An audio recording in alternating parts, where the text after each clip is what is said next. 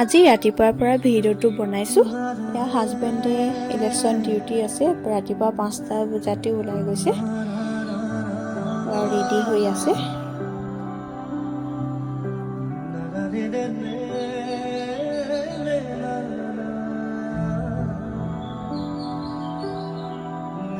দুইটাকে ৰুটি আলু ভাজি তেনেকৈ দিছে আইতাকে খাবলৈ। বাকী দাদাহঁতে হস্পিটেলত আছে, সেইবাবে মই কিয়াঞ্চক ঘৰতে ৰাখিছোঁ। এয়া চেৰেলেক খুৱাই আছোঁ।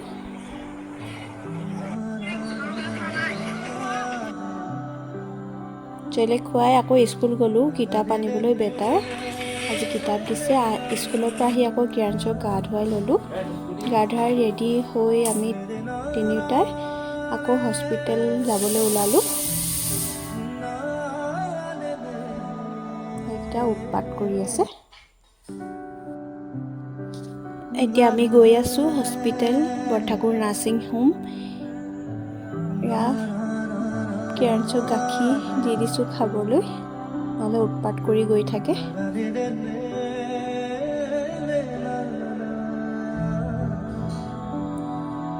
আমি পাই গ'লোহি।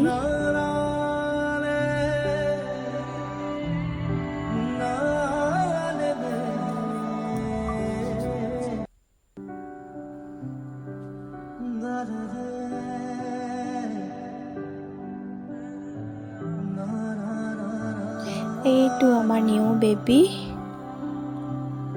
এয়া চুনচুনিয়ে মেগী খাই আছিল, কিয়াঞ্চো বহি ল'লে। এয়া ককাইকে ভায়েকক লয় বোলে, এয়া লৈ লৈছে অলপ।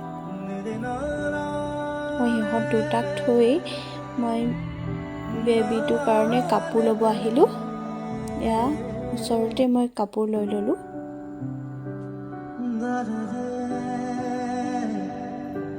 এয়া কাপোৰ লৈ আহিলোঁ।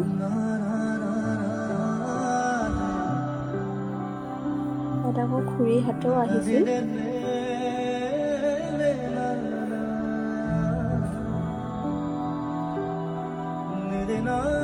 দাদাই হোটেলৰ পৰা খানা লৈ আহিল, আমি ইয়াতে খানা খালোঁ হস্পিটেলতে।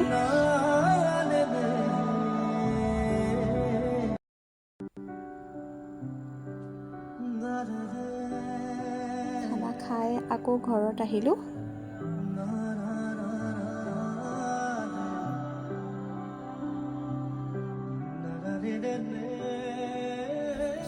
ঘৰত আহি দুইটাকে শুব দিলোঁ। এয়া দুইটা শুই আছে।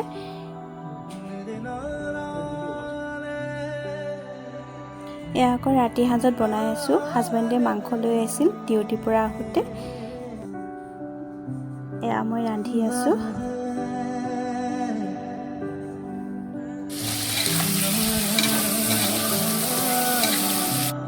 ভিডিঅ'বোৰ কৰি থওঁহে, কিন্তু দিয়াই নহয়, এডিট কৰা এলাহতে।